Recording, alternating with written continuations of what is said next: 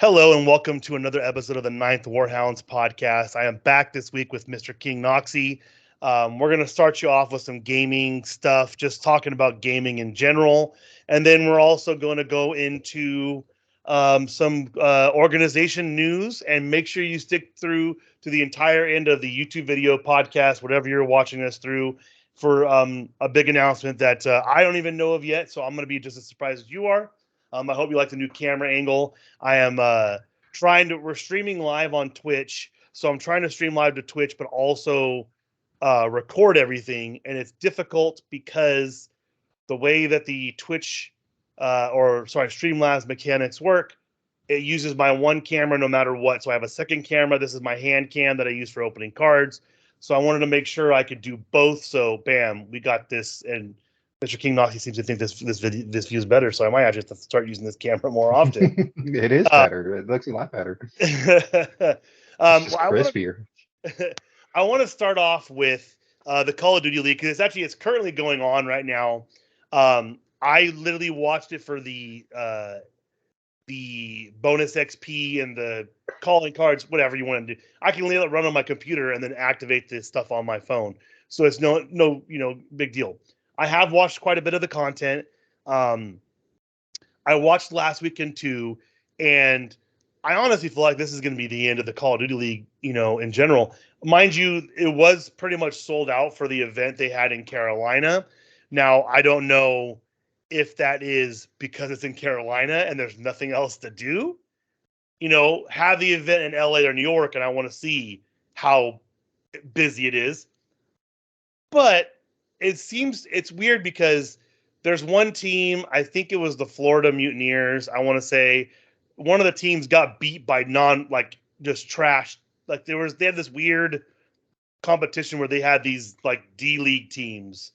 So it'd be like if we had a team that was quote unquote professional and they played against some actual Call of Duty League teams, and two teams beat one of the Call of Duty League teams.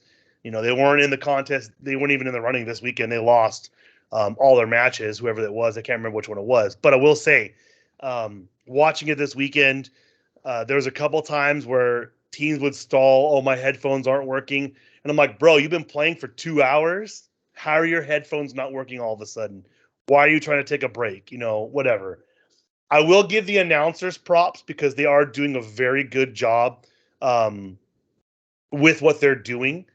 Because me personally, I feel like it's I don't know, man. It feels like it's a lot bigger than most people realize. There is a lot of Yeah. money in Call of Duty. It is one of the number one selling games in Call of Duty history, the Modern Warfare 2. So there is some stuff with it. But the announcers, I feel like they've been doing a very good job. And also, they've been trash talking each other, which is fun. They talk to us about what they would have done wrong, how they would have handled the play differently, and they're not being censored. Maybe that's because they're on Twitch. Maybe that's because they're not on YouTube anymore. Maybe they were worried about getting booted off YouTube, because everyone's complaining, but the way they're doing it this year with Twitch is 100 times better than YouTube. YouTube, you had to basically, if you wanted to get credit, you had to go through the Call of Duty mobile app just to watch it to get credit for watching. You couldn't watch it just through YouTube. So that was stupid. Twitch has a mechanic that links everything. It's good to go. So I digress, though. People are apparently deleting the game like crazy. I mean, that's expected. Like, Call of Duty has its freaking cycles, man. Like, as soon as something comes out, it gets ready to come out. It's like, oh, yeah, we're excited. We love it. As soon as it comes out, you're supposed to expect bugs and everything like that. And instantly people just go, you know what? This is trash. Uninstall. That's like, dude, like, you knew what was happening. This is the same cycle every year with a new Call of Duty. I So I think don't I know. think I think the big push was the last time everyone did it was when I think it was after the last Halloween event on Warzone, when Apex had one of their events, and when Nick Merckx actually switched over to Apex. So it was over a year ago now that he switched over, and that was kind of the thing, was he was pushing, like you said, this is the game's trash, the game's bugged out. Um, I will say in multiplayer that I mostly play when I don't have a squad to go with, the hacking has been significantly downgraded. And for those that don't know, people watch Symphony. Symphony's a big streamer, and everyone's like, "Oh, he's hacking, he's shooting through that tank, he's shooting through that wall." I'm like, there is a thing called a UAV, and when they don't, people want people to get banned. They fail to mention or they cut out their map so that you can't see they have a UAV active, and it's pinging the person in that building, and he's shooting in the general direction. He's a very good player. You know, that's the new one. They were going after Nadia, which was just a ploy. She's not even that good. You know, she's she's way better than I am, but she's she's not bad enough to have to use hacks. She's just good enough to where I watched some guy talk about it. Whenever you see people come around a corner and they're shooting, and they try to unclip it and say they're hacking, they're not showing you the fact that they may have had a gunfight before. Someone ran and hid, replayed it up, and they're coming back around to where they came from. It's a lot of stuff you don't know. So, Well, but I mean, we had this issue last year where people were going into the qualifier, the 100K qualifier or whatever, and like our guys didn't even make it because a lot of the hackers did. yep. And Like it's ridiculous. they did something with that. I want to say there was some sort of not backlash, but they did something with it. I don't know. I do think, speaking of that, the CDL, some sketchy thing happened last weekend because they weren't on site. It wasn't an LAN event. It was remote, and some of the teams didn't have cameras on one person. I'm like, how do you have three cameras working and then one not? Doesn't make Yeah, any sense, that's sketchy. especially in a gamer house. Doesn't make sense. Ironically enough, both teams that I saw that had that happen, they lost. Both teams decidedly. And then I think only one team they had no cameras. Okay, Girl on Fire. Did you see? We're gonna do this live on the podcast. Did you see what got changed on Call of Duty? On something that I know we had a problem with whatchamacallit. We had a problem with they were not giving double XP, correct? So I went on and I just checked it out and I was like, okay, don't have double XP. Let's go ahead and see what that's all about. So I go look, and do you know what they added to Call of Duty now? Now, okay, there we go. I'm on there. Okay. So now what they have added is they lock out your tokens when it's a double XP weekend. Oh, okay. So That's amazing because before you used to not pay attention because when I was playing a lot, you probably remember the older Call of Duties didn't have a dashboard like it does now. You just logged in and played multiplayer, so you wouldn't even know it's double XP weekend unless you paid attention. Now they have the thing. You go to it, and it has like I don't like it because it shows all of the double XP you could get. So if you don't have like a 15-minute one, it's still there, but it just has a lock on it. Now they're all locked out. You can't use it when it's double XP. so I kind of like that just because, obviously you're not like wasting your tokens and everything like that, because that's a Right. common problem. But I mean, it also makes it so the tokens don't burn through as quick too. Like if you get like every other weekend a double weekend XP or something like that, those tokens become a little more valuable. So I like that. That's cool. Oh, so Girl on Fire says that she's been able to use the tokens when when it wasn't working for her, the double XP, which makes sense. Um, Thankfully, it was just the weapons I think that was not working, which is weird because there's been a couple weekends where I've logged in and it hasn't worked, and I've backed out and gone back in. But I'm sure you're stoked for that because I know you're trying to reach 250. I doubt I'm gonna make it. I've been drinking a lot of Mountain Dew so I can get the double XP token. So I got a couple Bro, ball backed up. bro. There you go. Which the new Diet Mountain Dew the Diet Mountain Dew cans are actually, it looks like they're using the old Diet Pepsi cans because they're metal now. They're not green anymore. But and Girl on Fire, you're gonna make it. I promise you're gonna make it because I had a round a day. The one thing I'm gonna say that I have a problem with multiplayer is the random achievements that you can get don't make any sense. Like I did one today. I played one round to see how it was, see how the lobbies were, and then my son, I had to take care of him when the wife left. But it was legitimately I got a bonus XP for resupplying a teammate, and I was like, wait, what? That what? That was the thing. I don't know. It was, and here's the thing I'm learning. Girl on Fire, I know she does play. Um, uh, I believe she does play Fortnite, and I feel like these games are trying to become each other. It's so insane. These random achievements, like they used to have contracts and you used to have your daily mission, whatever it was when you played Warzone, stuff like that.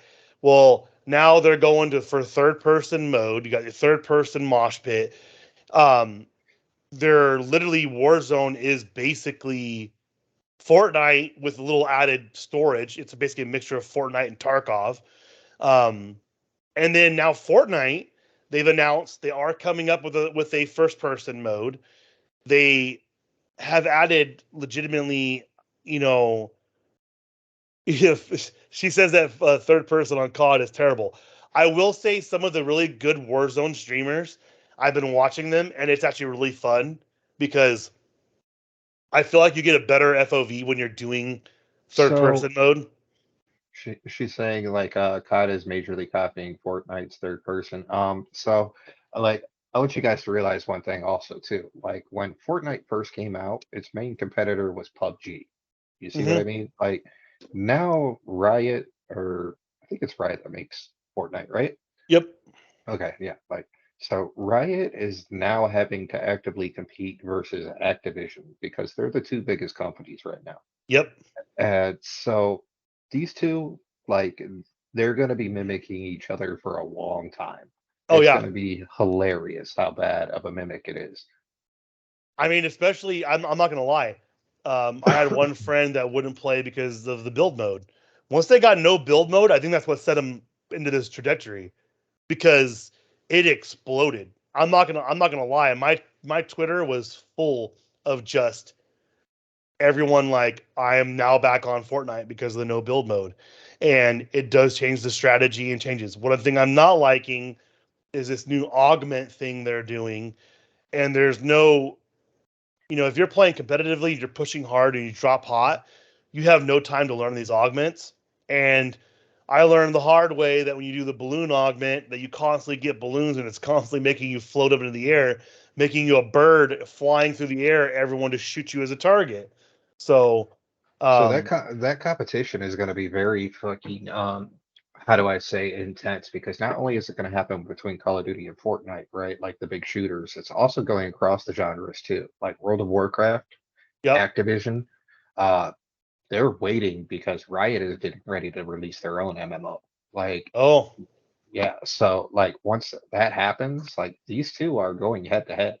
now Like do you feel like they might be so I know so for those who know MrKingKnoxy likes Diablo. Yeah, he plays it, and I know he plays it well. But do you feel like that's why Epic Games is pushing Diablo so hard? Because they are pushing it hard. Whenever my thing pops up for Epic Games, it's all Diablo. There's no more Fortnite on it because they don't have to promote Fortnite. so Epic Games is pushing Diablo Yep. or Activision. No, I think believe it was Epic Games had a big thing for their on their thing. I want to say, was it? Huh. Maybe it was Activision. Because Activision owns Diablo. Then it was Activision. That's weird. So Activision was pushing it, which I don't understand. Maybe it was Activision. All I know is when I was going into one of their main hubs, it was literally Diablo blocks everything. I can't see nothing on the Yeah, so screen. Activision likes to do these phases where they have one major title and they push that one title really hard. Anytime they get ready to drop a game, that always happens. Especially with Diablo, because Diablo gets really interesting. The lore and the story behind it, when they advertise, usually they withhold like a shit ton of the story on Okay. purpose, because 9 times out of 10 in the story, what you expect to happen isn't going to happen, and there's a twist, and things just get crazy. And yeah, like it's nutty.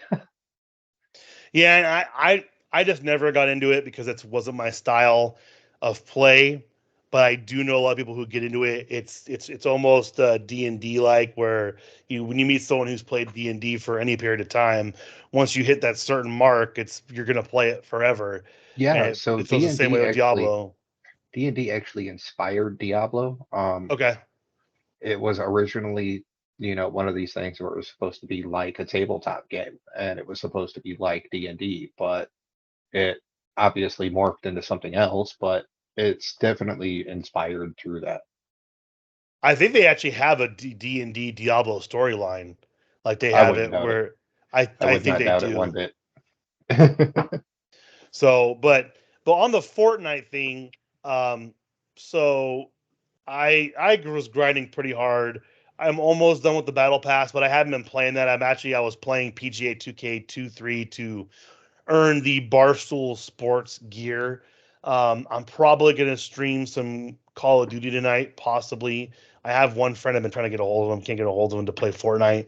But I feel like Fortnite goes through these lulls, and now their new thing is they have this epic weapon, kind of like the Kamehameha from Dragon Ball Z. It's something to do with I can't remember what it is, and it's another anime, and the new weapon is super OP, and like legitimately, it's one shot dead, and that's basically when you go to the final five, four out of the five have that weapon, and it's literally just going after each other. I'm sure Girl on Fire can attest. It's you played it anytime recently, it's just horrible.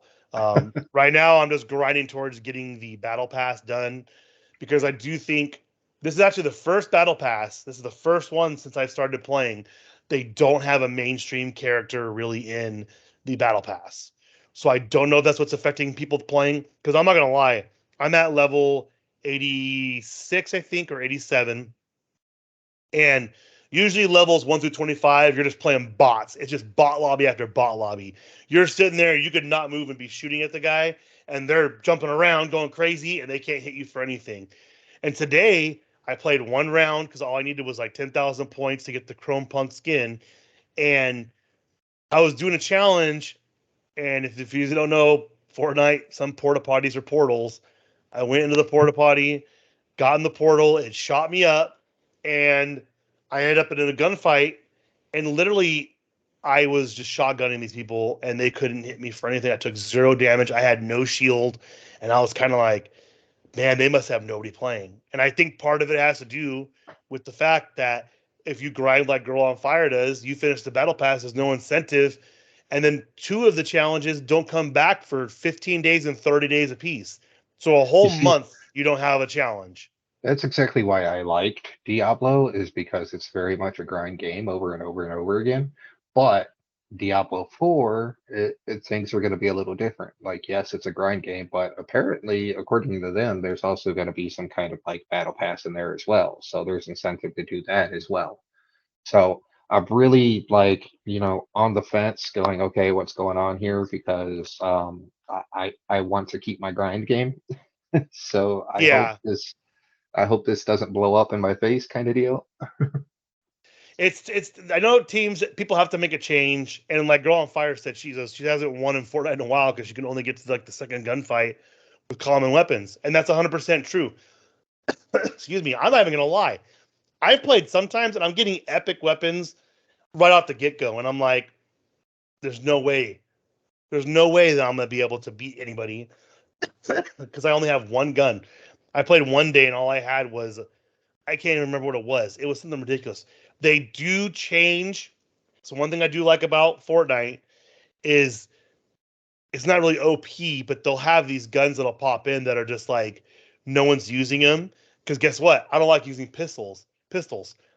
The new machine pistol is fantastic. It's amazing. Better than any SMG you can get. I'm swapping from my main to my SM to the machine pistol and finishing people off. It's great.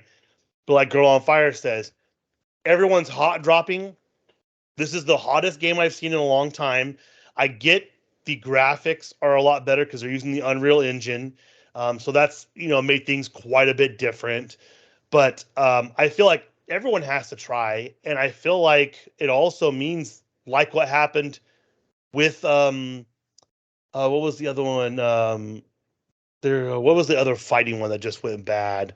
Uh, The 2042 Battlefield. Is it Battlefield? Yeah. Yeah, Battlefield 2042 fell off really hard because there was just so many problems. Well, and the crazy part was is they were trying to make something different, and I played the beta, and the beta was actually fun. And I did not pre-order it because I was like, I got so much on my plate already. I don't want to add another game. And then I watched when the game came out, and they were like, "Oh yeah, look at the graphics, man. The graphics are so great, and it's some hexagonal shaped face on a hex, and it looked like a Roblox person." And I'm like, Yeah, so they make their own engine called like the Dice engine or something like that. "Yes, And yes." it's their engine, I mean, back in the day, it was really solid. It was really good. However, whatever they were thinking that last go around with 2024, it was just really bad. Like it seemed like, they were just taking a lot of the freaking, development funding and everything like that and just not really investing too well into that because like you said, hexagonal problems and everything like that. You'd never seen that in any other Battlefield until that one. I was like, why? And you never really saw the glitches you did on it. And like Girl on Fire says, the beta for Modern Warfare 2 was really fun. And season one has been lackluster, and you can tell it's been lackluster because they brought back shipment, they brought in shoot house extra fast. You can tell they have these things that are basically set up for, you know, when else have you seen a season one reloaded? Why do you need to do that all of a sudden? And also, Girl on Fire may be able to explain to me in chat, how do you earn these raid passes? Because I earned a raid pass in multiplayer. I don't know how I did that, but I did. And they had these things that just don't explain themselves very well. And I honestly missed the day of, what the commercial for Call of Duty was when I was in my 20s. It was a video of people like Kobe Bryant and LeBron James running around in armor and street clothes, shooting at other dudes and just regular people and other celebrities. And they never showed any gameplay. Legitimately, it was minimal at most.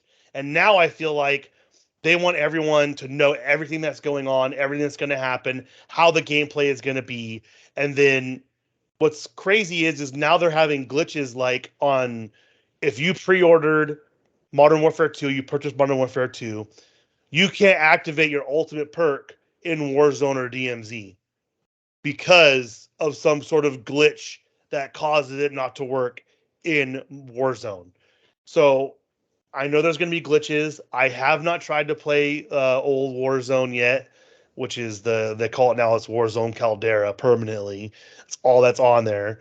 But I do know, for those that are worried, I believe I did tell Girl on Fire there was a glitch in a tournament where someone accidentally called in a chopper to pick up their loot, and it was basically had the same comms as you would basically hear, or something similar as the original Warzone, where they're dropping basically the bags to pick up. So, um, you know, I do I do miss the old school style, but what I do love about the new Modern Warfare Girl on Fire is the fact that it is the same mechanics that I can remember from like World at War and the original Modern Warfare. They tried to keep the original mechanics from the newest versions with the last Modern Warfare, and this new one is just completely different. And what I do like is I've had a lot more success because you got campers who are sniping from some random spot, and there's no way in the other games you would have been able to get them because their Mhm. sniper glint is set up a certain way. This one makes sure, other than cheating, it's a lot harder to do that. So I do like that. But back to Diablo.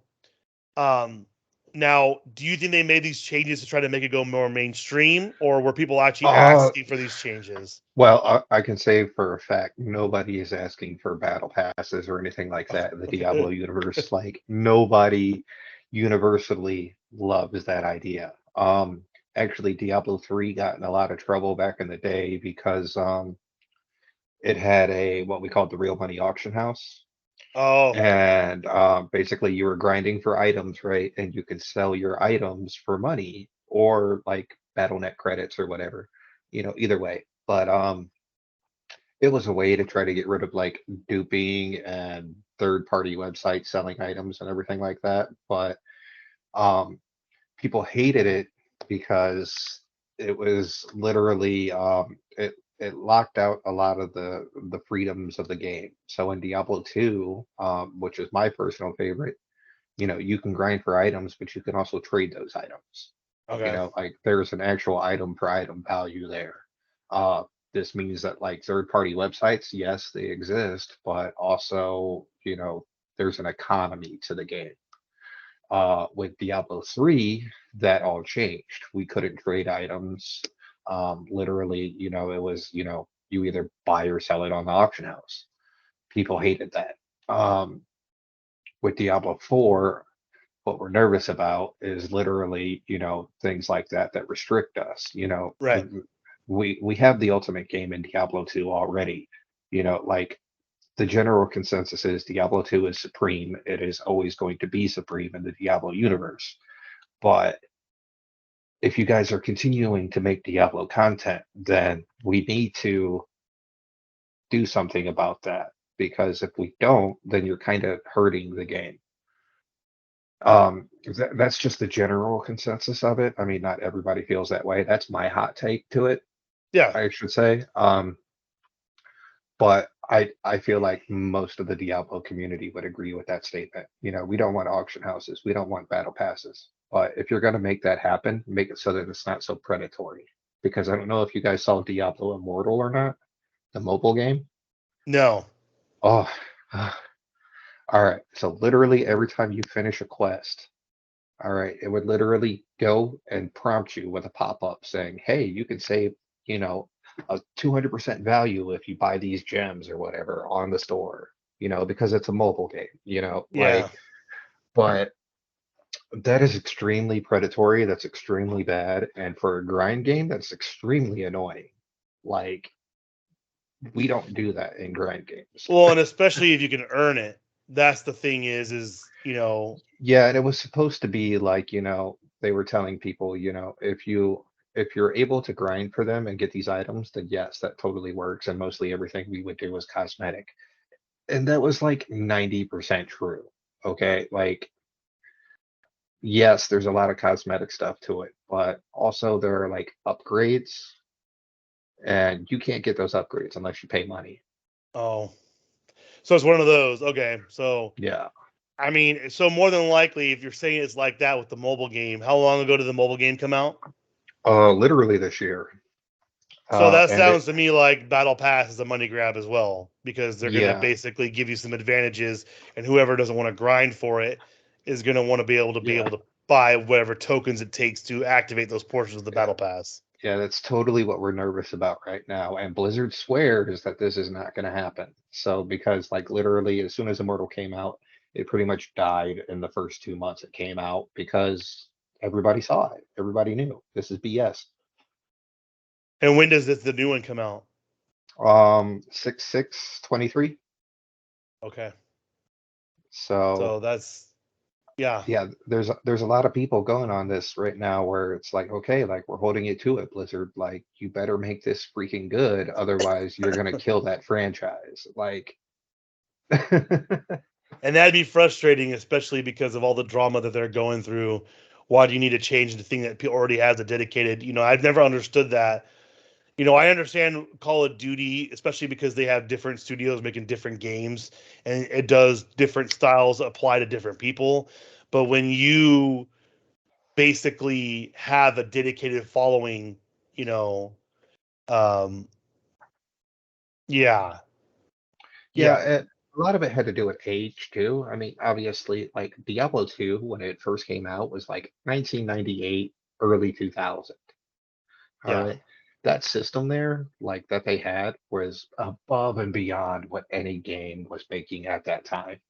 Um, then, devs and engineers, they all looked at it and go, well, we got to make money somehow. So battle passes became a thing, and real money auction houses became a thing. Like, I don't fault them for trying, but let's make it so that it's not so predatory. That's my thing. Yeah. Yeah, and like it says here, Girl on Fire is mentioning, she said she saw someone on day one of Modern Warfare 2. They had the last tier done after their first match. And, you know, you did get the 50 tokens, but it is hard to grind, and that's what people don't realize. So Fortnite does have the thing where basically you can buy 25 tiers from the get-go, and people don't realize you need to save those 25 tiers towards the end, because that's when the hard grinding happens. You're only doing 20,000 XP, 10,000 XP per level as it adds more and more and more. When you get to the end, it's 80,000 XP, and if you use that 25, you're supposed to do it at 70 level 75. At level 75, if you do 25, gets you to 100. 100's max regular. So, and I get it. I do understand, and I'm okay with it. I did like the change of the battle pass they did make to Call of Duty, because when you did it before, you had to go through the entire setup to get what you wanted. And unless you wanted the very top tier thing this time, you could pick what you wanted. So if you didn't want to grind that hard for tokens or didn't worry about the battle pass, you know, yeah, if you wanted maybe 3 seasons about Sub-Zero build starting, and um, yeah, I don't try and buy on that one just because um it's not as fun. And literally, like I said, if you don't log into Fortnite for a week, you earn a ton of XP the first day you log back in that next week, because everything resets and all these different challenges show up. It's pretty easy. Um, but Fortnite for me is easier to stream than Call of Duty is. And that's the big thing for me, because Call of Duty, you're not stopping and talking to people, except for unless you're like one of the best people on Warzone. I don't play Warzone solo because it's not fun. So usually I stream Fortnite because I can pause, hide in a bush, especially with the new perk where basically you can heal in bushes, and I can chat to my stream and whatnot. So that's what depends on what I play, is a little bit with that too. Right, and with like new things like proximity chat or whatever, if you're streaming and you're on proximity chat, there ain't no way you're stopping to look at the chat, dude. Like no way. Nope. Nope. No, no, no, no. And especially like my buddies that do play seriously, we play through Discord, and so they'll be like comms, comms, comms. Well, none of us have our mics on, so they can't hear us, but we can hear them usually. And so you don't want to talk because you can't hear there. You know what I mean?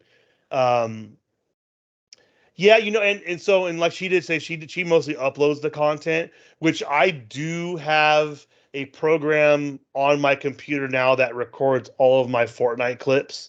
I think it's called Overload or something like that, or Overlord. I can't remember what it's called.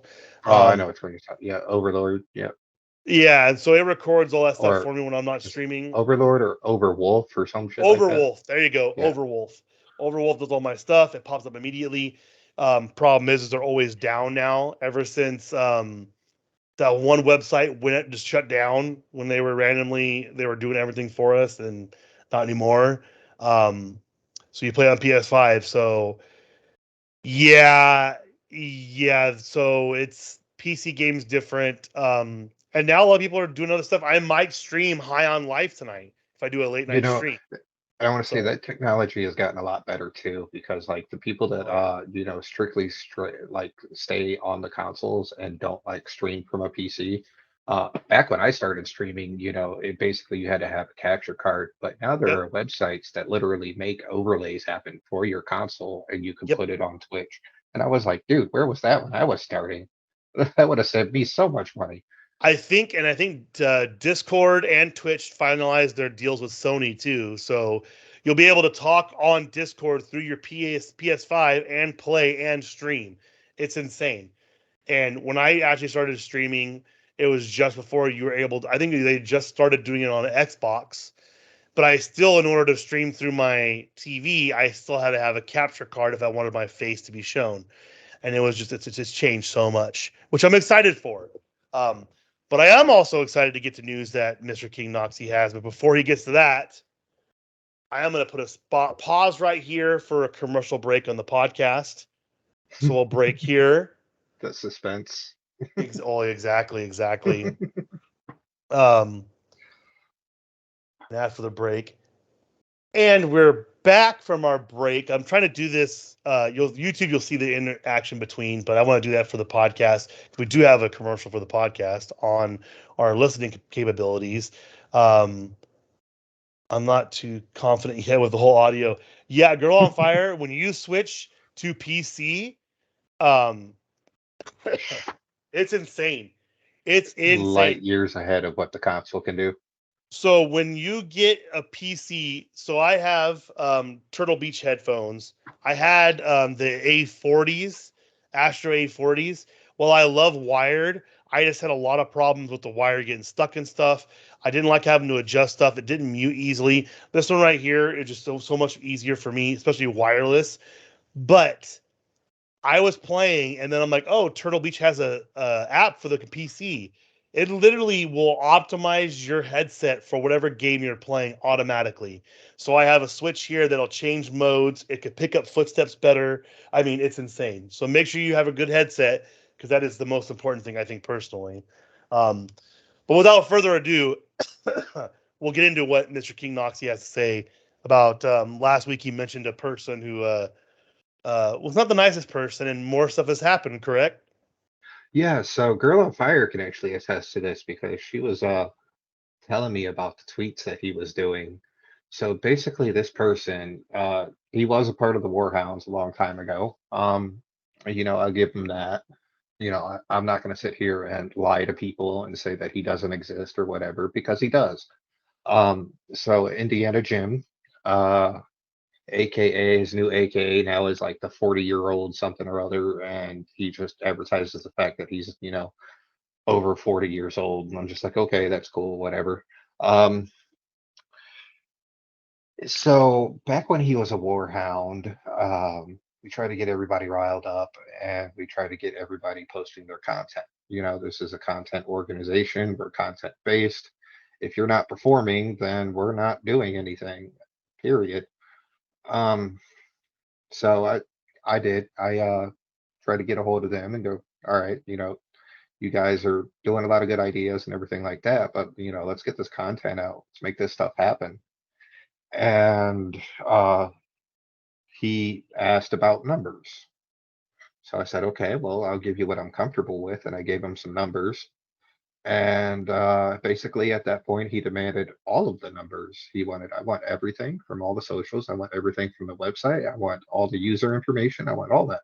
I told him there's no chance in hell of that ever happening. Like, Yeah. um, so, I'll give you the numbers I'm comfortable with giving, and that's only for legal reasons. It's not, whatever he was skeptical about. He was very skeptical that the numbers that I was giving just didn't exist, right? And I'm like, okay, like, I get it. I understand. You think that they don't exist. All right. But if you're not going to take my word for it, then what the hell, dude? Like, I'm literally trying to be as transparent as I possibly can.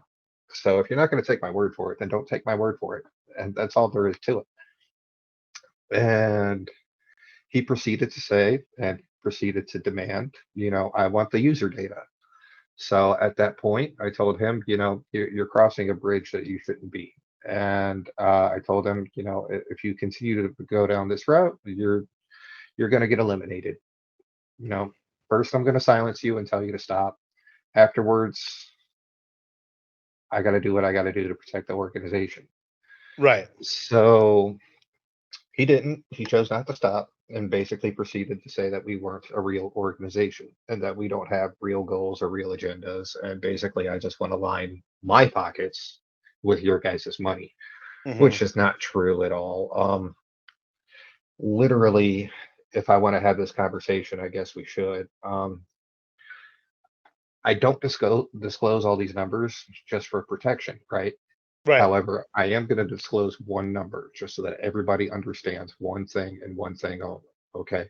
My ownership of the Ninth Warhounds does not bring me profit, period. Okay. Literally, in the contracts, I get 1% of what's in the Ninth Warhounds bank. All right. That just covers overhead. I'm going to Right. be honest with you. Like, Right. that just covers everything that we need to do to operate. Right.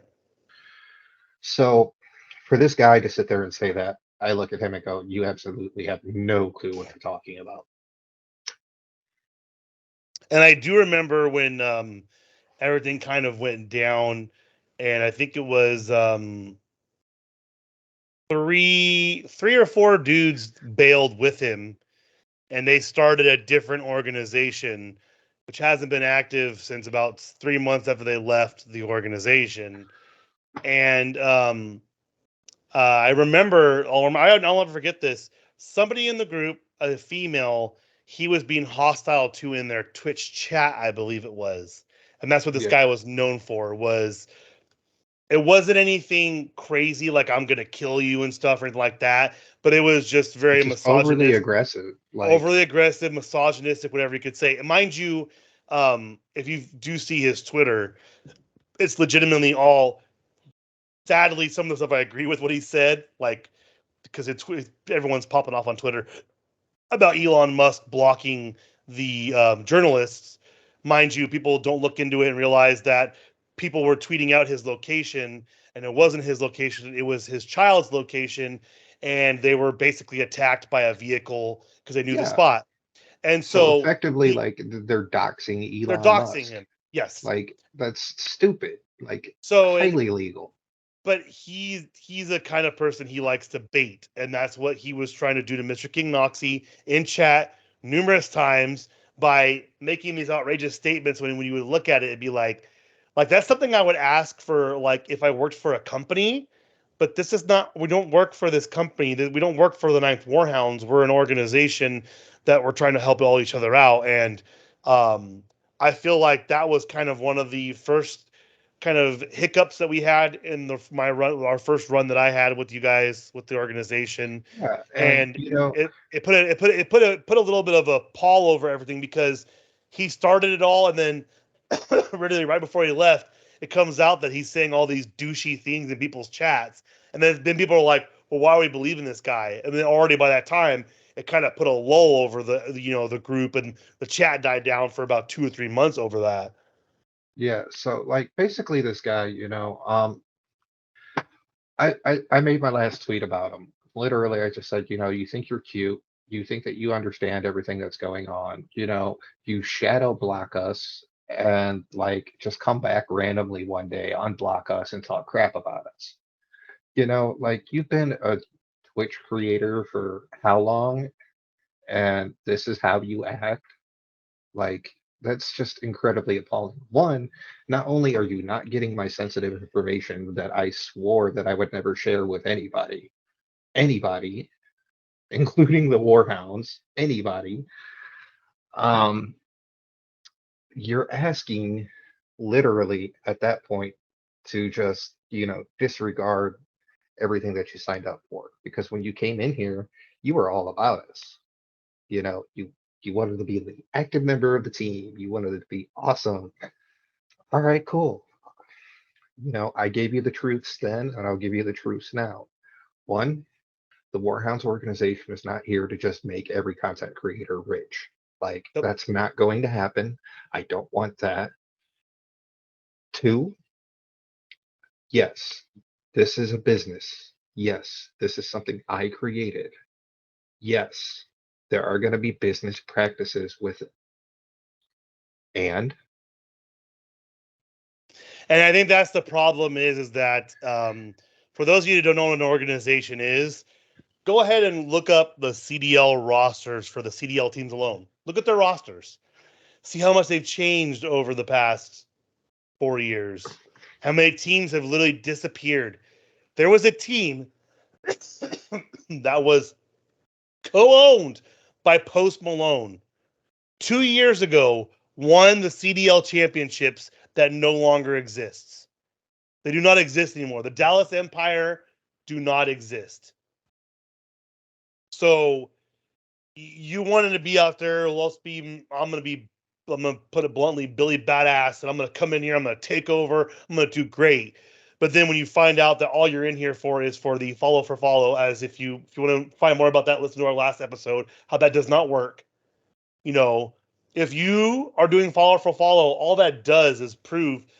It stops people from watching you. First of all, but secondly, um, because I'm gonna approach this too. So, girl on fire. I don't believe anyone in the Warhounds is greedy, and that's why I think this format. So, girl on fire. I don't know if she knows this, but when Noxy approached me to begin with, he's like, "Do you have a problem with what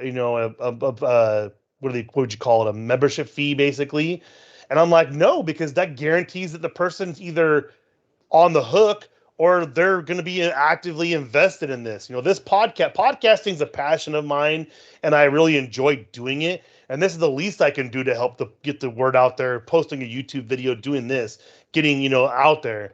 Um, and yes, it is a community and exactly. You should expect them. Yeah, that's the big thing. People expect double what you put in.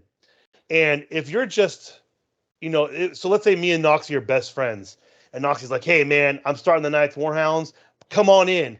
And all me and Noxy do is like, "Hey, we're playing Diablo. Watch us. Hey, we're playing Diablo. Watch us. Hey, we're playing Diablo. Watch us." You're not a team player. You're not a team player at all. Exactly. And then, and as Girl on Fire can attest, our chats are more active now. Of just, "Hey, what's going on? Hey, what do you stream? Let us know when you're streaming." People aren't out there pushing because, like, for those that stream, Girl on Fire doesn't know, the number one violation people make on Twitch is going in there and going, "Hey, just wanted to hop in, say hello. I'm gonna go stream now." You Yeah, know, like you've it's effectively just told everybody, hey, guess what? Your chat's dead. Goodbye. exactly. So, or they're trying to take your people because that happens too. They're like, "Hey, I want Yep. someone to come watch." But I mean, if they ask and say, "Hey, what are you doing? When are you streaming next?"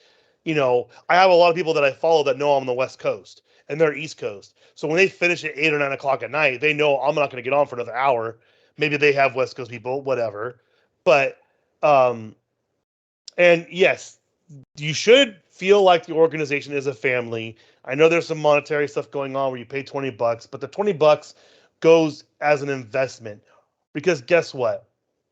Let's say, for instance, I'm posting on the Ninth Warhounds YouTube channel and it goes off. Well, then everyone shares in that, whatever comes from it.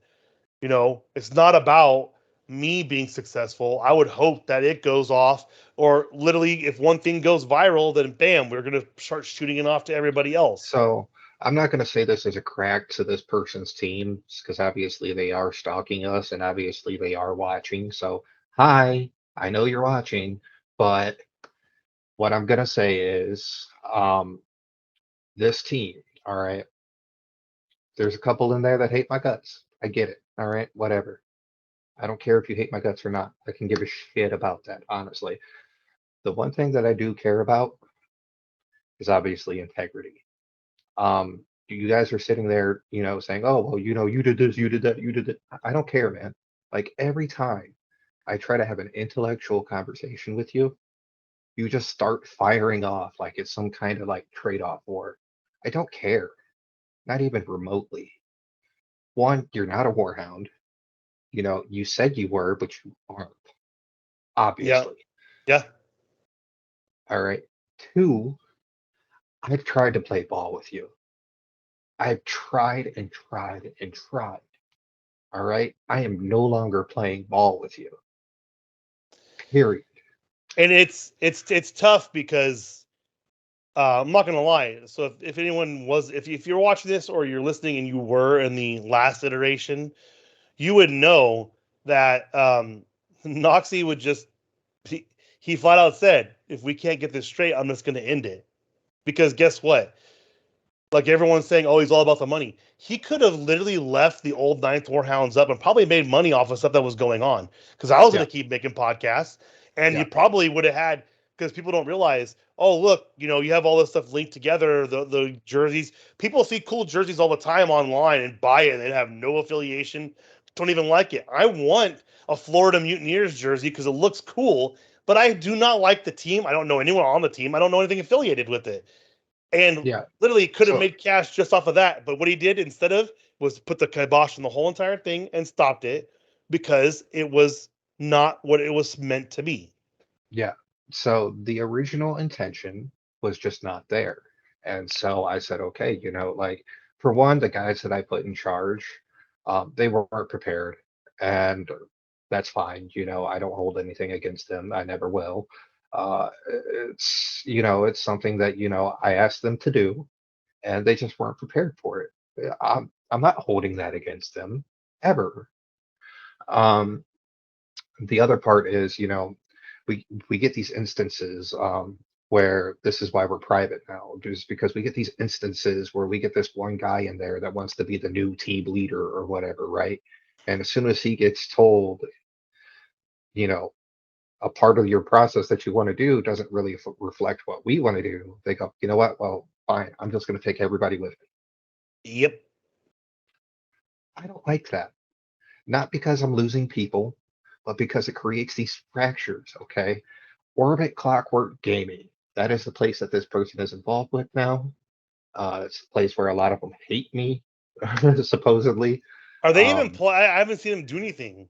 I haven't seen them make a tweet. I haven't seen them do anything other than just talk crap about us on which like their personal streaming channels, right? So let's say this Indiana Jam, right? He's stalking me.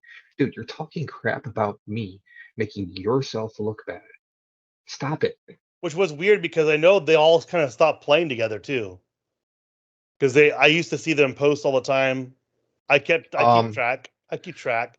there came a 'Cause it- point where I had to like actually have a talk with I think one of them, and basically we kind of had like this moment of truth, right? Where it just turned into, I'm going to stop posting about you now. I hope you really stop posting about me. Um, and that seemed to work out kind of good.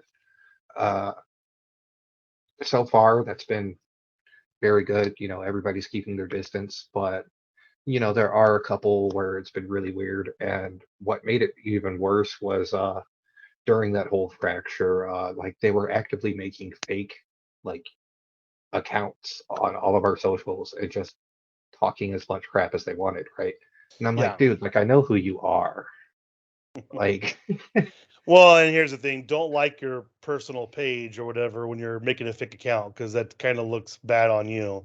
And I will say, "Girl on Fire," make sure you get it. I have the original. I have the OG jersey, the first one that was the purple, and I have the white one with the sponsors and with the name and number on the back. I love both of them. They're great. I would be wearing them right now, but they're in the wash, which I'm doing laundry. I'm fishing afterwards, which I did the same thing last week and recorded. But the one thing that was weird though is like my best friend who's on my other podcast, Tim.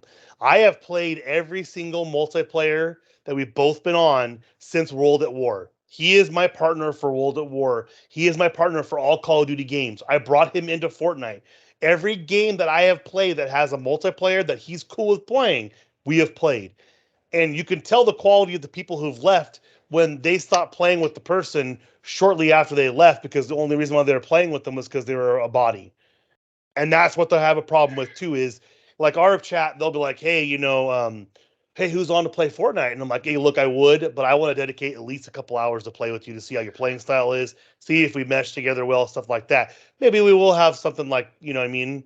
But what I think is good about our organization in general is we're back to, hey, we're supporting our own.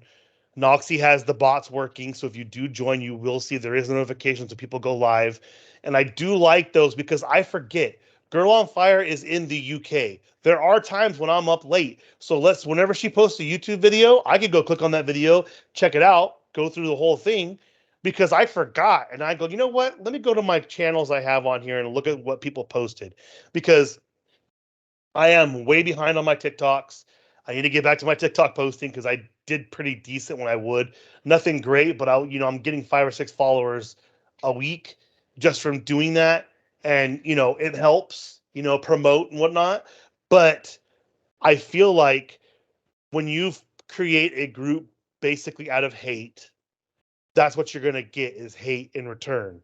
And I feel like that's why it sounds weird, but LA Thieves and CDL, that's why they have such a huge fan base, is because they're just a branch off of 100 Thieves. They are not, oh, I went from this team, I left this team and created this team, or I did this and did that. Look how that helped. Look how that helped Crim Six. Crim Six got pushed out of his team after they won last year's Call of Duty League Championship, and he went to go play for Optic. and now he's not on any team. He retired. Like it comes down to a mutual respect thing too, right? Yeah. So, like I said, Orbit, Clockwork, whatever this, team is doing now, or community, or whatever they want to call themselves, right? Like, I don't care. All right. You guys are no longer part of the Warhounds. All right. That's fine. Go ahead. You can coexist. You can do all of that. But what you can't do is come to our socials and just continue to berate us. All right. We're not going to allow that. Period. And Um, eventually, you get hate raid status. That's what basically it becomes. It's a hate raid. Eventually. Now, as far as, some of their arguments go, a lot of them, you're not a real org. You don't exist. Or you're not doing this for us. You're not a real org. Okay.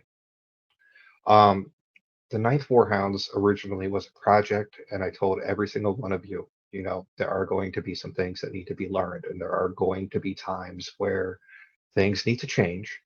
We need to overcome, and that's just the way there is to it. We learned from those. Mm-hmm. We learned a lot, and I'm going to show you. So, our contracts, those are locked in. Yep. All right. Those are things that don't change. Nope. Our NDAs, those are locked in. Those are things that don't change, even if you're not a warhound. Yep.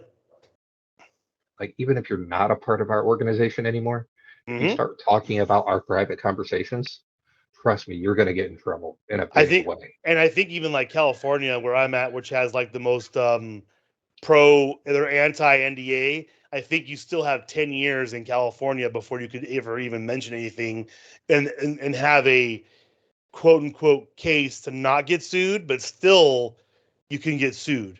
Whereas, you know what I mean? So even California, which is basically super anti NDA, and there's loopholes for everything. Most people I talk to, they go like, "Man, I won't even say anything for 10 years." Yeah. And, like, I sat there the first time initially and I went, okay, like, what can we improve on? Okay. I didn't ignore you guys. It's not the fact that I ignored you. All right. Firstly, Rome's not built in a day. Nope. Okay. It just wasn't. It never will be. That's part of history. However, it did fall in a day. Mm-hmm. So what I mean by that is, when I'm sitting here and telling you that everything that we learned was through the mistakes of past things, obviously things with Orbit, things with currently Stone Thor and everything like that. But I don't hold anything against anybody. However, I'm not going to let you just continue to disrespect everything that it is that we're working Right. so hard for. Right. Uh, um, the ultimate thing is like I was saying. Um, you guys kept saying, "Put your money where your mouth is. Put your money where your mouth is." Okay, guess what? I did. I did by a Yep. lot, by a lot. So the first investments we did before it went downhill, I spent over $2,000 Mm-hmm. just to get everything up. Yep. That money dried up really quick, and I told all of you that. Yes, you did. And Now, we even had the donation ability. So I remember it was probably a month before. Every other day it was like, hey, look, this is what's going on. This is what we need to keep this thing running. And the ones that were saying that they were gung ho and all in never mentioned a single thing and never tried to do anything. So now I learned from that mistake. Okay, so I blew through $2,000 just to have a mistake. mm-hmm. Um, through that learning curve, the contracts and the NDA exist. And I'm going to tell you right now, I put my money where my mouth was. I learned, and where I am coming from now is where my next major announcement is going to come from. So, moving forward with our contracts, our numbers don't change, obviously, Mm-hmm. but I am prepared to say that this organization has done amazing in its first month. Um, the Twitter page alone, it's got like 30,000 page views and still going up. the Instagram page alone, it's got a couple thousand, and we haven't even been doing much with the Instagram page. Maybe a story here and there, like nothing big. Right. Those have been doing really well. Our Discord is amazing. The investments that we put into this Discord right now are just on freaking point. I can't say everything that's in there just because I'm not allowed to talk about what's in the Discord. Right. But what I can say is everything that we have done so far is without issue. All right. Nobody seems to have an issue with it.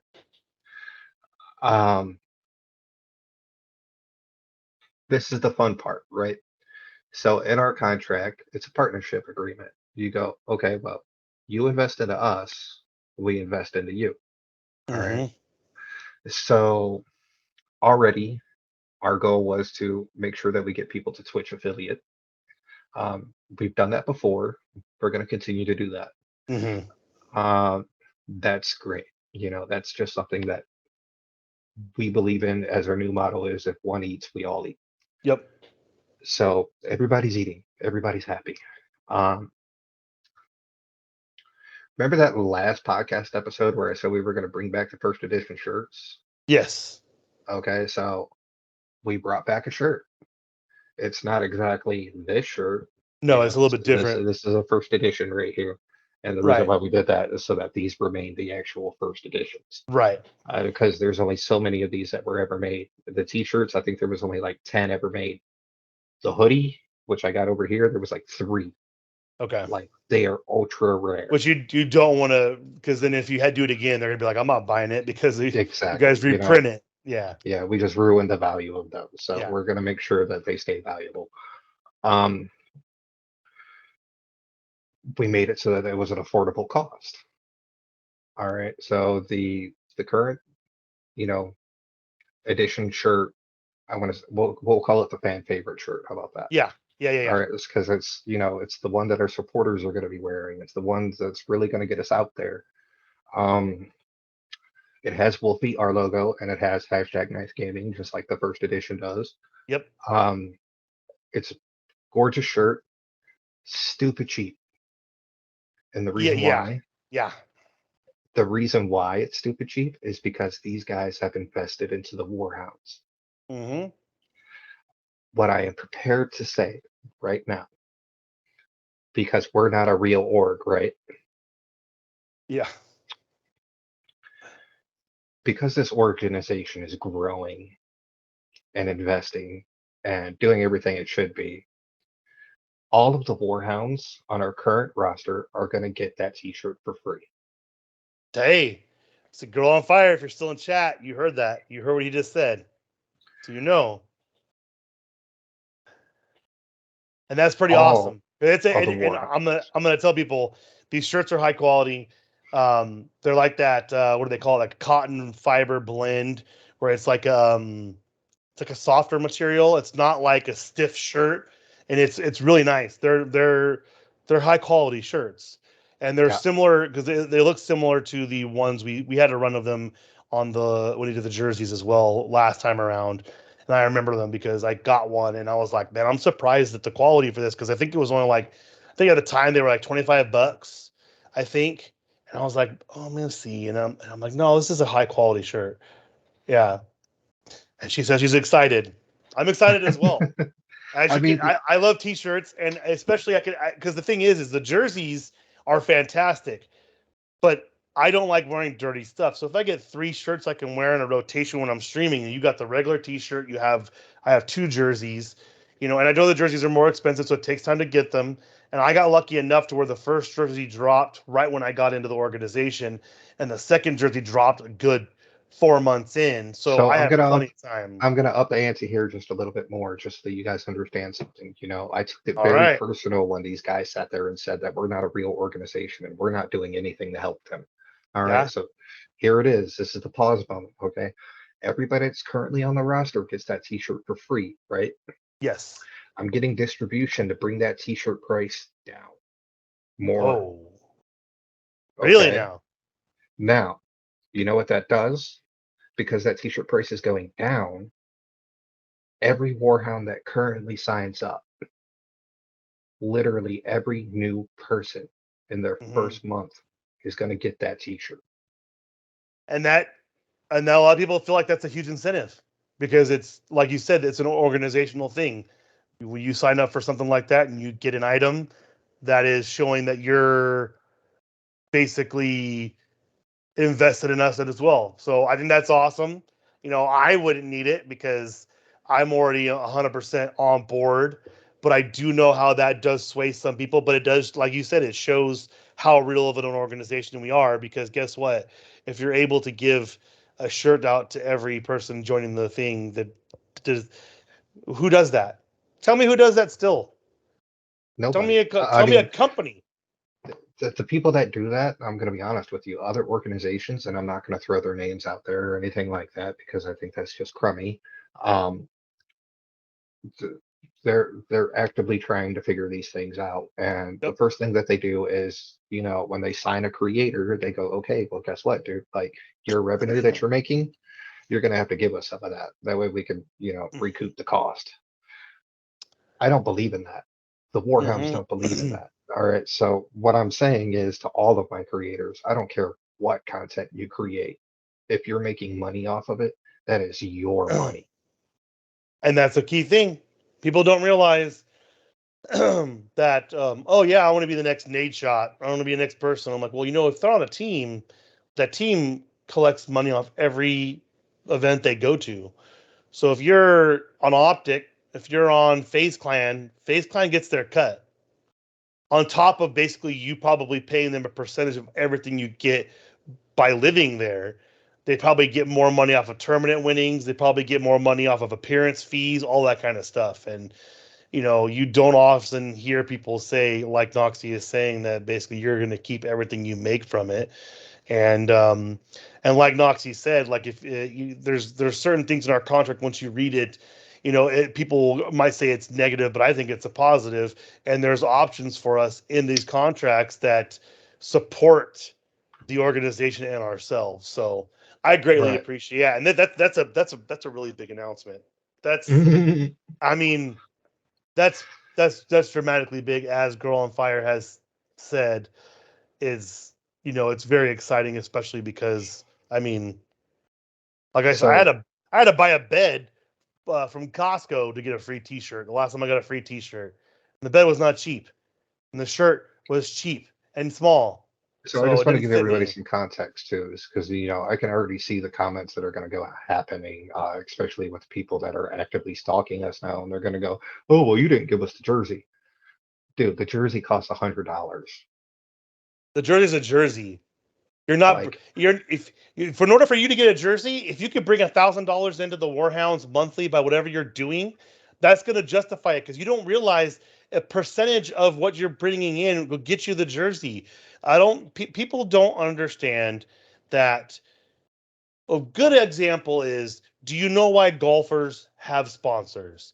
Because in order to enter a golf tournament, it costs several thousand, almost hundreds of thousands of dollars to basically get to that point. Once you reach the point of being a professional golfer, it costs about $10,000 to $20,000 per golf tournament that you go to. It includes your flight, getting your clubs there, basically your registration fees, all that different kind of stuff like that. Well, guess what? That's why you have sponsors, because what the sponsors do is you're showcasing their items, and then basically you get in return get some of your stuff paid for. You know, well, what we're telling you here now is like, oh yeah, you want a jersey, but there's got to be something in it for us. And if you're, I say $1,000, but I probably mean more of the lines of if you're getting an average of so many viewers per month, and that in turn is getting you about $1,000 a month, then there may be an option for you to get a jersey more than likely. Because guess what? If you're wearing that jersey continuously, there's contracts behind it. There's a reason why John Daly, the golfer, has ground off the logos off of his golf clubs because they do not pay him. The golf club manufacturer does not pay him. He sanded off their logo. People don't understand how important yeah. that is. You're So, not giving out free stuff. yeah. So obviously we're not giving out free stuff, right? But at the same Right. time, we're doing what we can to make sure that the Warhounds are happy. Yes. And we are doing everything that we can to ensure that our team is successful. Yes.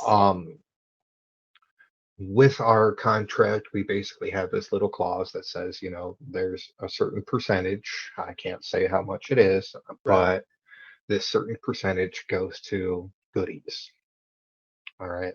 That can mean anything from Twitch subs to t-shirts to consoles, PCs, whatever the hell we want to give away, Yep. basically. Um, in that, I basically told everybody, this is a partnership, this is a two-way street. If you don't like the two-way street route, then I'm sorry, it's just not going to work out. And Um, that's the thing is like you said, is this contract at NDA is going to eliminate the people who either don't have an understanding or who are trying to get one over on an organization because there's too much stuff tied in to everything, which as Girl on Fire has said, we're bringing in quality people who I have not yet had one person say come to my stream. Literally one of our new members said, I'm not going to mention their name because I don't know if they want to be mentioned or not on here, but they said, hey, you know what? I normally stream at this time if anyone wants to stop by. And you know what I did? I stopped by. And then one of our newer ones was like, yeah, I stream at this time. And I lurked. I said, hey, I got to go somewhere, but I'll throw your stream up and I'll alert. You're doing the Mr. Beast challenge thing. I want to see how it goes for a little bit, but hey, I got to go run some errands. There you go. And I'm not worried about someone being like, well, no one came to my stream. That was a real common one. You guys say you yeah, guys are an organization and yeah, you guys are supporting people. What happened to when we were doing a thing every night? And I'm like, look, man, some people can't just go on their PC and lurk, first of all. Second of all, um, I do think that most organizations should have a thing out that says, hey, look, this person streams at this time. And that's what, for those that don't know, when you come into our group, the first thing that MrKingKnoxy asked is, what do you stream? What do you play? Because some people don't stream. Some people just do like Girl on Fire does and post content to YouTube and TikTok. And then if they do stream, guess what?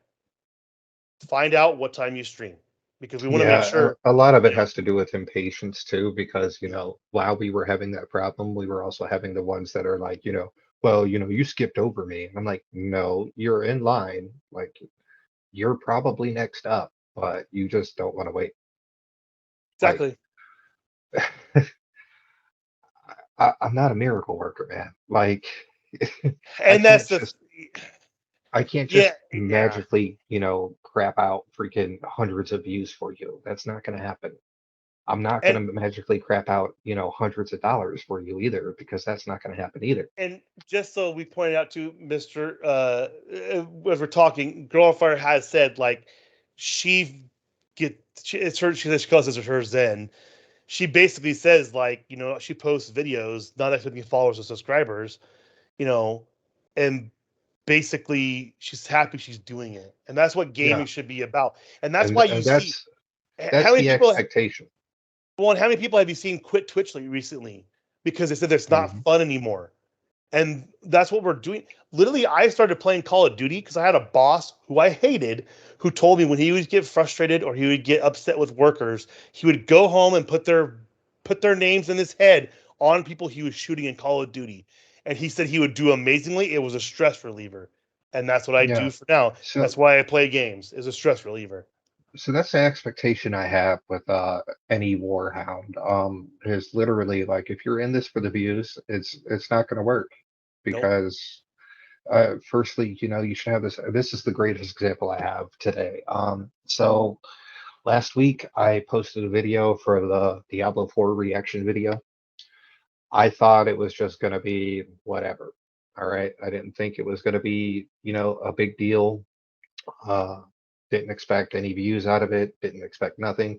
In fact, I didn't even put any production into it. Literally, I had like some of the crappiest audio you could think of, and it took off. Yep. Literally, it's now turned into my number one video.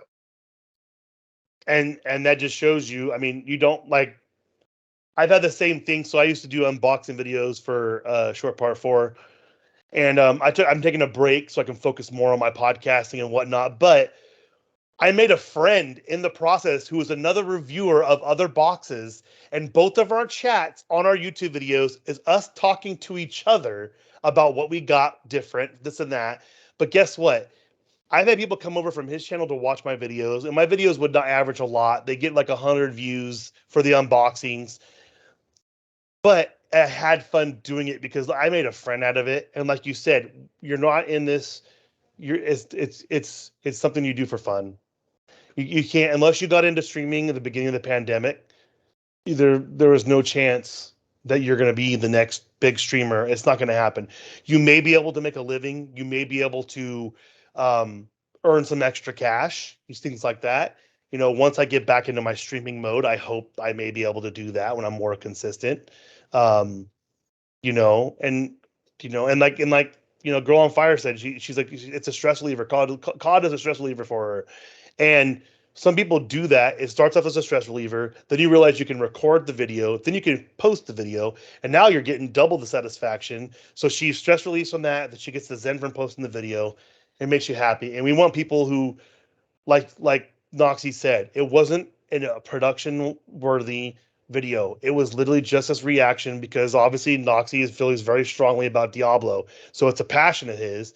I would expect him to post anything about Diablo that's as big as the trailer was, and it's huge.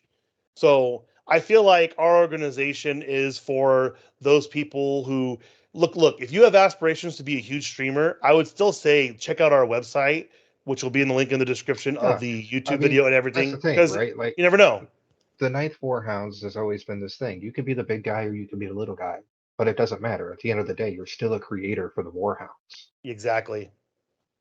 Exactly. And you never know because, hey, look, Girl on Fire said she has an issue with audio, whatever. She doesn't stream. Let's say she doesn't stream. What happens one day she's like, you know what? I want to play with these guys on stream. We're going to play Call of Duty, and you never know what could happen. I don't care because that's one thing I will say. If those most people know Huskers, Huskers is a pretty huge Call of Duty streamer. He used to be, I believe, in Call of Duty League. Um, but one of his people he streams with all the time, she only has a couple. When I first started, she had like 50, 60 views, and that was it. What she would be getting. And now she's in, a couple hundred, and she streams with Huskers all the time because he doesn't care who he's playing with as long as he's having fun. He's carried people so many times, and that's what we're about. And you see, she even said she's a gamer, and I like bringing people in when I'm streaming. I always tell people when I'm streaming, I'm like, "Hey, I'm streaming, just so you know. Don't say anything inappropriate." I have proximity chat off for that reason because people do say stuff on purpose. Oh my Um, God. it is a reason why my tag for streaming on my name and my gamer tag does not have TTV in the title because that is always a problem when they scan over your head. Fortnite's not a big deal because Fortnite you can't hear anything. But Call of Duty, they'll see it and they'll just start screaming stuff out because they want to get you banned. It's their thing. So, I'm big on, supporting other people. I try to hop into every single person in our group's videos when I'm, not working, or if I am working, I'll throw it on my phone and leave it in my truck. If it wasn't so bad with Twitch's you going off your cellular network and not wanting to work, I would do it more often. But you know, Girl on Fire, I do remember from the old days from before. So I know she was always in there supporting people. She was one of the people on late because she is in the UK. And, that's the one benefit too. We have people all over that can So watch stuff at all times. that's the more interesting thing too. Okay, so like, I was talking about these older guys and everything. The minute we came back, they wanted to check us out. And I don't blame them for that, come check us out. Cool, whatever. In fact, I'll even game with you if you want me to. But also understand like it's not going to be like it was before. Um, I want you to understand, I have a mutual respect, like a sense of dignity, okay? If you have no sense of dignity with me, I don't even care. At that point, all communications are just over. Right. And the reason why I do that is not to be mean to you. It's literally so that I won't be mean for you.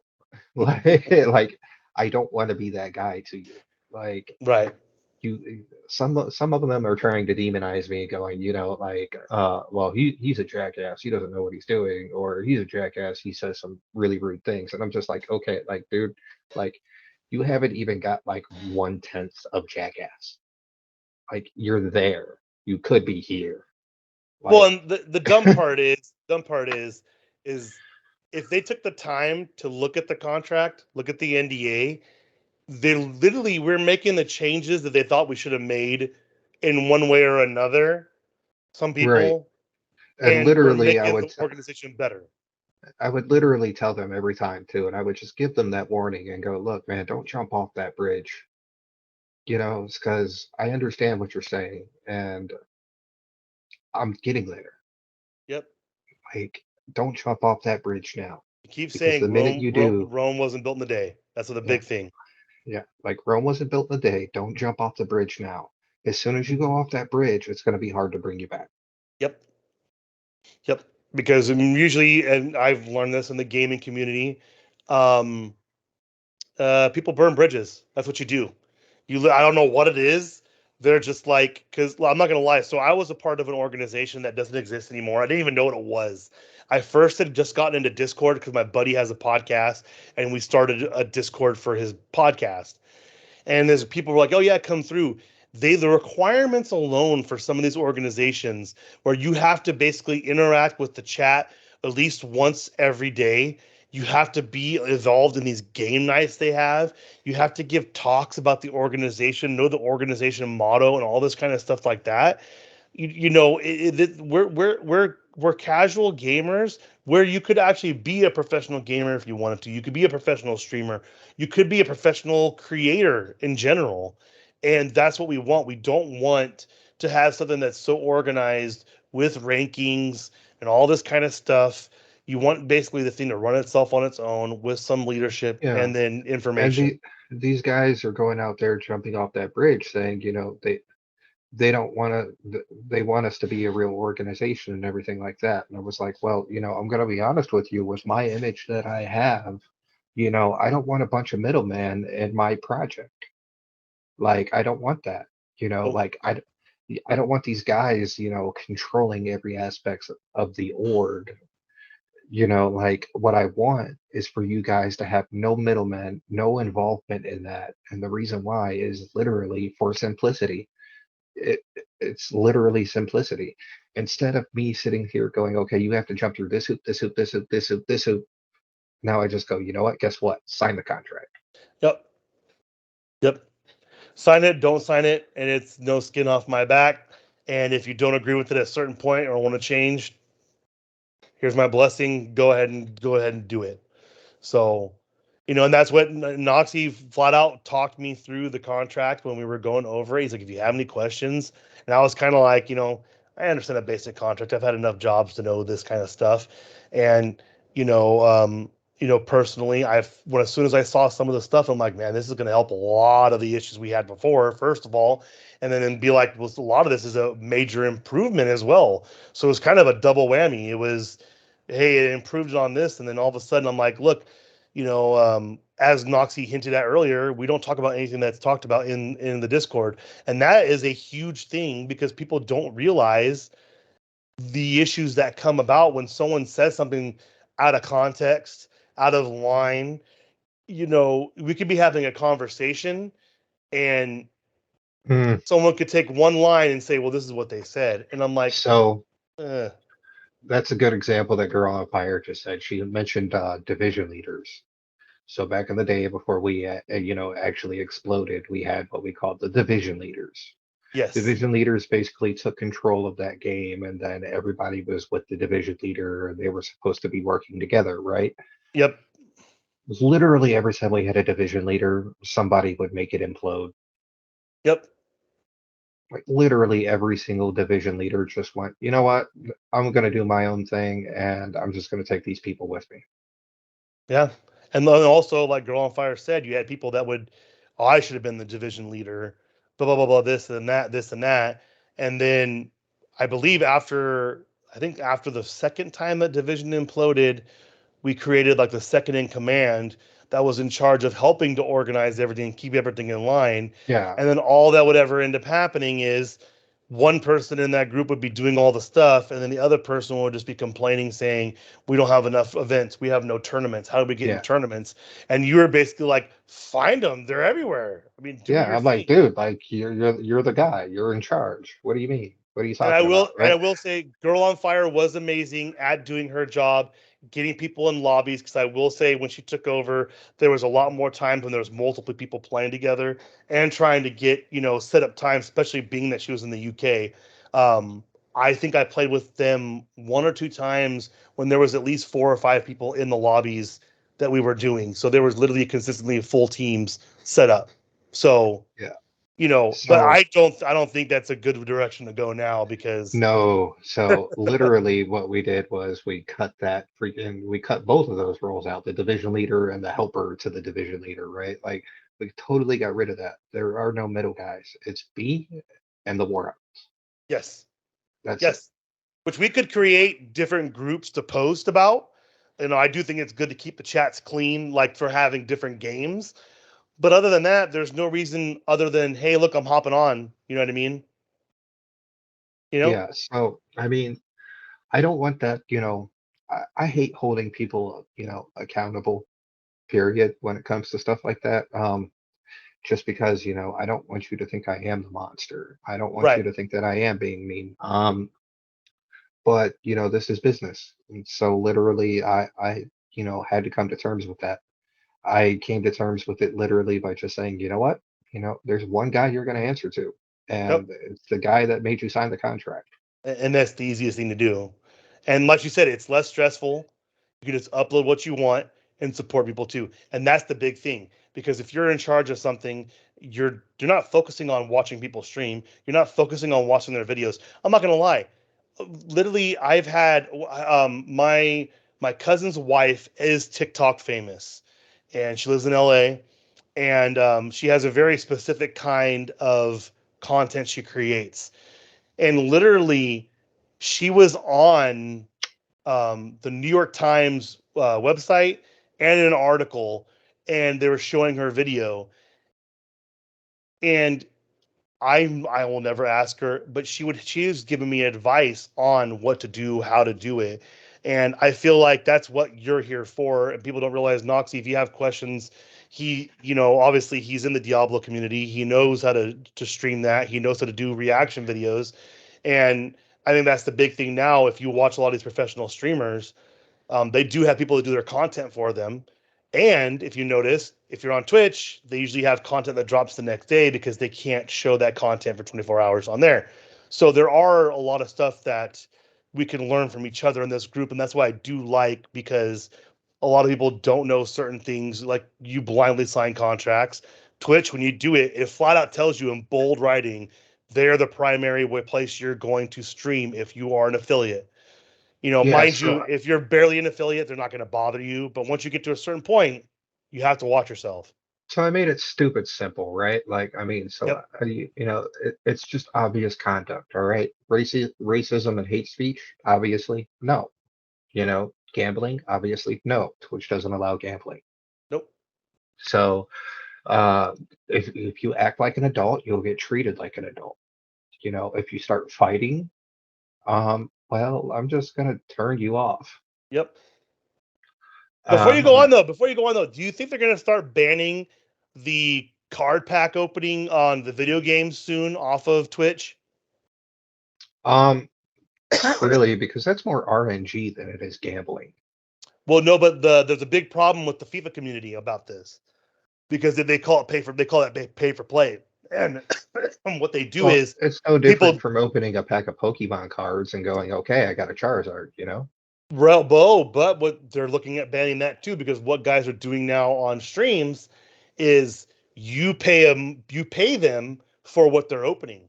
So you give, yeah, exactly. They'll do they'll do like drawings. So you'll do like a pick a spot thingy. So $5 gets you a spot. They'll open a pack and you have cards. Guys do it on TikTok now with sports teams, where basically you donate so much, every card that they get that's that sports team, you get that card. And I know Well, Twitch is having a I big I problem with think if that. it removes the RNG like that does, then yeah, Mhm. that should be banned. You know, I, you I want to, you brought up the gambling, and I know people play poker still on there, and I'm like, yeah, like I fully believe that. You know, if you're gonna do like card openings or, things like that, it should be completely 100% random or not at all. yep, There is no middle ground. If it's not completely 100% random, then yeah, you are gambling. it's a big thing right now, man. It's big, it's big. But Um, like Noxie's been saying, if you listen to everything he's saying, it's basically, hey, you're signing a contract to be a good human being, not be a turd. So yeah.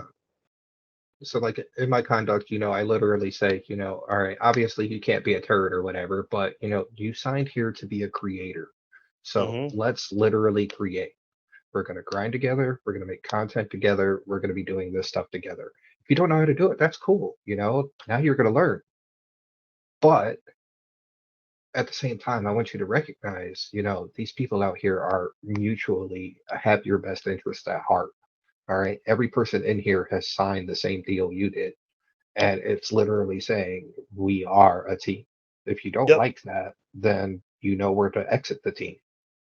yeah, uh, Nobody's going to hold it against you if you exit it either. Like literally, we go, okay, that's why the NDA exists, guys. Like it literally goes, okay, well, if you don't like it and you want to go, you know, you're not going to talk about us. We're not going to talk about you. And sorry, you had a bad experience, man. We well, tried. and one thing I will point out, I just saw someone post in the chat. Sorry, I haven't been active today. Look, if you got things going on, everyone's got stuff going on. It's Christmas time, man.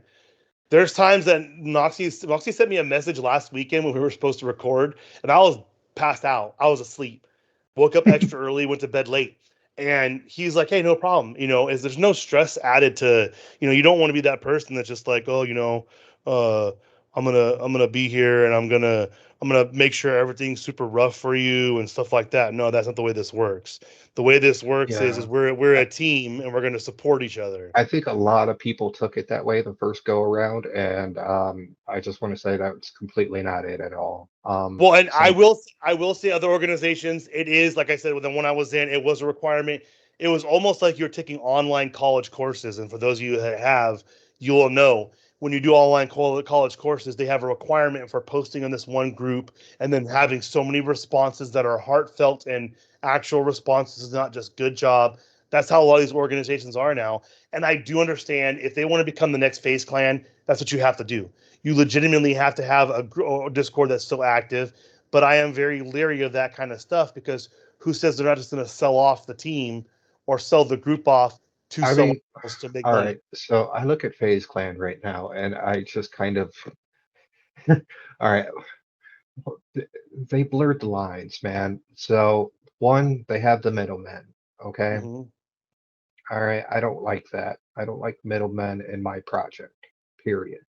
Yeah. Um, Two, it becomes blurred lines. You can't distinguish between what's a real comment, what's real, sincere honesty, and what's not. Yep. Like if somebody was in FaZe Clan right now and gave me a compliment on one of my comments, I would, awesome video, good content.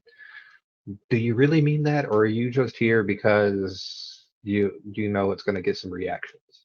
And that's my thing when I watch some of our people's videos. If I do comment, I make sure I comment about something in the video because I do know if, let's say, for instance, one of our people became excellent at a game and a content creator, and they were offered an opportunity making a god awful amount of money doing something.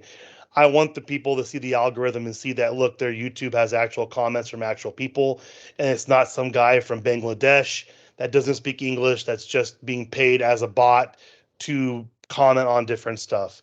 And that's what we're trying to do, is more sincere. I don't think anyone's going to believe you when your videos go from 20 views to 600 a video every single time and not believe that some sort of nefarious thing, like you said, with FaZe Clan, going on. Yeah. Because, And I'm going to be perfectly honest too. Like, all right, so, some of the FaZe, creators, some of the FaZe shooters, whatever, all right, they're getting ungodly amounts of views. They're getting unreal amounts of views. And, A, you know, you already know and you already suspected a lot of that is doctored. Yep. A lot of it isn't real. Um, B, with the warhounds, and this is why I love that our organization differs from this, our agenda is not to be the best in the world.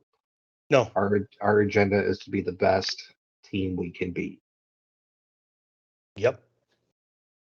And that's Um, that's that's a very rare thing to find. It's a rare thing to be team minded. And again, you could almost say we have a paywall on our organization.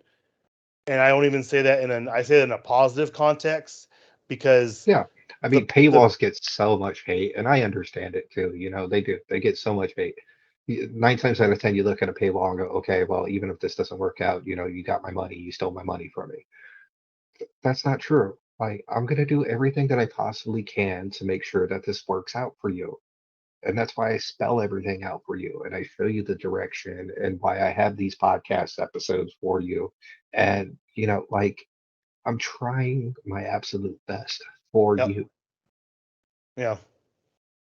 And if you do want to know more about the organization, we're running on hour 40, so we have to cut this I because know we're it's going to be a long we're one. going. But if you do want to know more about the Ninth Warhounds and what we do, or we have the open forum that it has ties to the podcast, stuff like that. You look below in the link in the podcast, in the YouTube, it's there.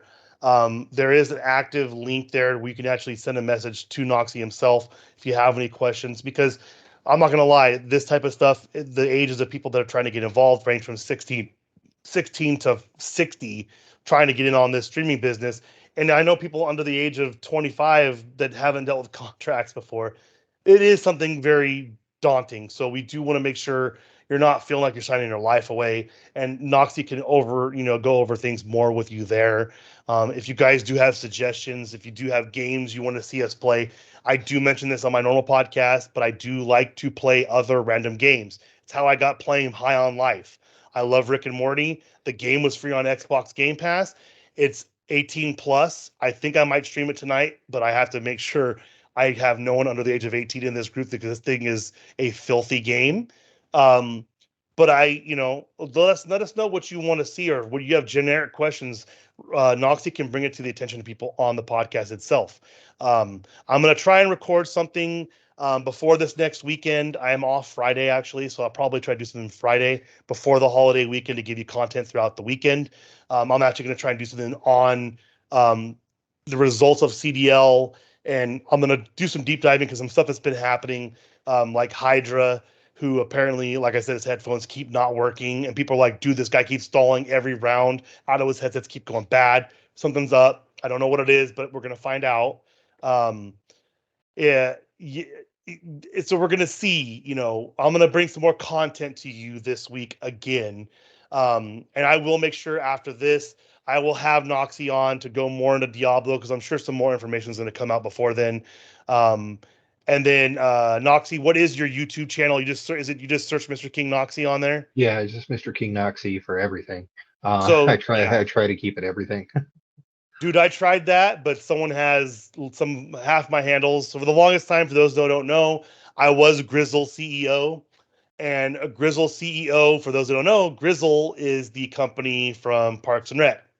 Um, and also before that, I was Texas Poon Tappa, which is the YouTube commenter on The Office.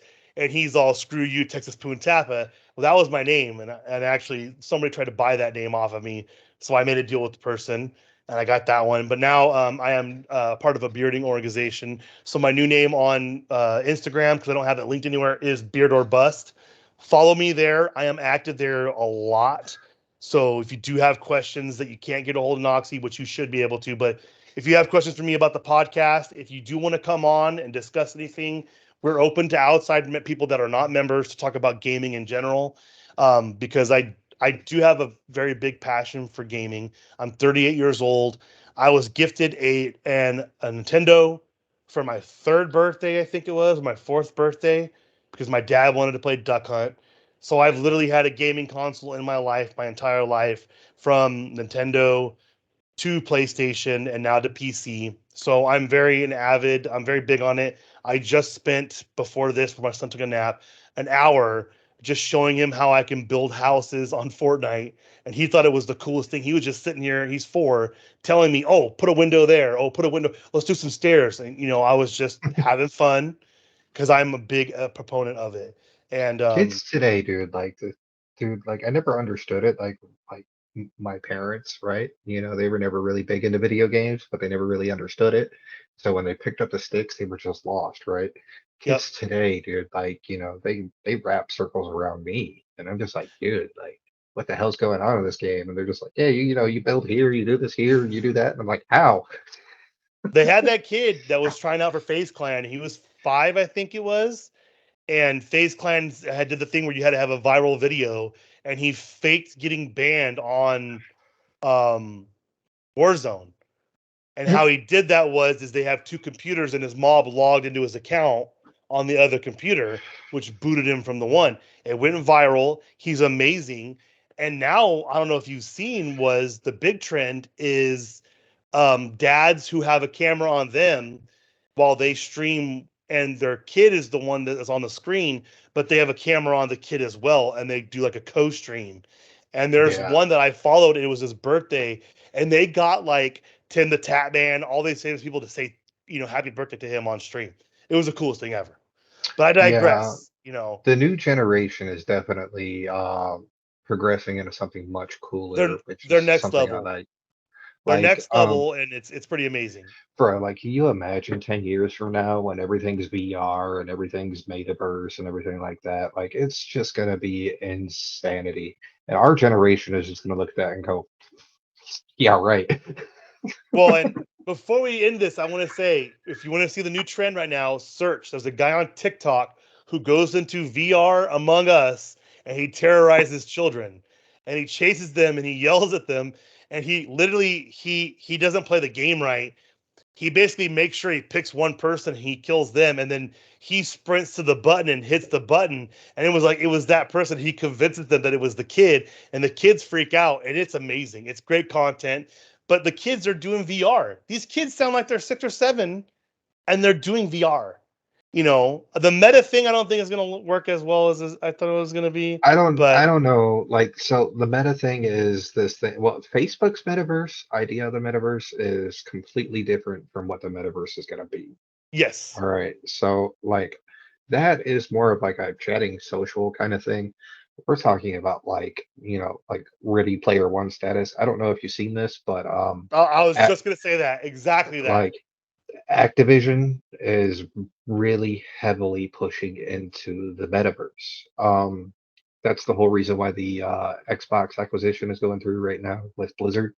Yeah. Um, they're making an entire branch just for the metaverse. Well, they actually before Ready Player One, there was that movie with Channing Tatum, and I think it was Mila Kunis, where they Hmm. go to that desert area and they put those VR goggles on, and when they go in, it's a full-on city when they put the Yeah. VR goggles on. So, I mean, whatever Facebook is doing right now, I wouldn't really count on that one. But People have jobs on there. People yeah, have legit jobs where they do a job in the metaverse. yeah, like I But wouldn't really they count on just had a that. guy quit. They just had a guy quit. One of the main architects just quit. And all that tells me is I don't know what's coming, but it can't be good. It can't be good. It's just one of those things where I don't believe in a social media company doing anything like what is expected. You Well, know, not just like, that, a woke social media company. Because guess what? Call of Duty has some extremely racist things in it when you think about it. Like Assassin's Creed, famously, when you first start, every time you start the game, it's a collaboration between multiple religious, ethnic, and religious organizations to make sure everything is as accurate as possible. Call of Duty has people who are probably super on the left, they're gaming designers, and they probably wouldn't agree with making the terrorists a certain ethnicity or doing this or doing that, what I but they're find about the interesting content. is, and what I'm keeping my eyes out for is, Elon. Yeah. So he has that potential to make that happen. Not only just the potential, but check this out. So, I mean, yes, he has Twitter, right? Okay, so he has the social media, he has all the Right. people, all that stuff. He has Neuralink as well. That's right. Now we don't even need freaking VR goggles. This dude could just plug into your brain. Yeah, that's what they were something happened though. They were testing it on mice, I think, and a lot of them were dying. So they were like, we're not quite ready. So um Yeah, I mean, it's with Elon though, I don't know, dude. Like he's that beast. I'm not even like a big Elon fan. I'm just saying that because, he has the potential to be like, yeah, I this is it. mean, tell me another person who releases the patent on their signature only Tesla's only vehicle, releases the entire patent, lets everything expire, and says, Yeah, "Beat me and I with it." yeah, and I fully acknowledge that. That's a G business move, dude. Like that is one Yeah, of the things where it's like, okay, like, put your money where your mouth is. I'll never buy a And Tesla. I'll never buy a Tesla because, especially where I but live, if you puncture a battery, your car is done. There are some things they need to improve on that process, but like you said, that was a G move, and I mean, I, nothing else you can yeah, say about it. yeah, I mean, all right. So even if Tesla completely fails, guess what? They're using the Tesla source. I guarantee it. Yep. So Elon goes, guess what? My name's still on it. I win. Yep. That's a Exactly. G business move. Like, But before we hit the 2 hour mark, I want to thank everyone for coming through. MrKingKnoxy again for dropping that amazing announcement that you're getting that shirt because it is a commitment on you. It is a commitment on me. It's a yep, commitment on all of us. I'm hoping to make all of that happen at least by the end of January. At Yeah. least. It takes And a minute. So, but we're and the reason why I'm saying that is like I said, I want those prices to come down. So I yep. got to talk with some people and be like, hey, like that needs to go down. We'll make some adjustments. And then make sure too, um, Noxy has fixed. The links are repaired in our YouTube bio, so they are working again. If you don't feel comfortable with that, just go to the Ninth Warhounds link, click it, go to our thing. We have all of our merch, all that stuff is listed right Yep. there. So I made it really simple too, with the link. So all it is knifewh.com. It's Yep. not even like our business things or anything like that. Our Nope. business things are on knifewh.com. So what's the sense in having them on 7 different websites? Well, we can have them on one. Exactly. So make sure you go there. Ninthwh.com has everything on there, and the website's pretty amazing. So you do want to check it out. Girl on Fire, thank you for sticking through. I don't even know what time it is where you're at. Well, it can't be too late because it's only two. What time is it here for me? It's 5:42, so I'm probably late for dinner. But Woo. um, it's probably late for you. So thank you for coming through. Tomorrow I will be home. I don't know if you're working or not tomorrow, but let me know in Discord. Maybe we'll hop on, play some rounds because I will be playing Call of Duty tomorrow quite a bit. Not streaming tomorrow, I'll stream tonight. But thank you guys always for coming through. It's 1:42 a.m. Oh shoot. So it is late. So good night to Girl on Fire. Thank you for coming through. And thank you again, MrKingKnoxy, coming through, explaining everything, telling us about everything. And make sure you search MrKingKnoxy everywhere you find it. So for the Ninth Warhounds, we will see you guys next time. Yeah. So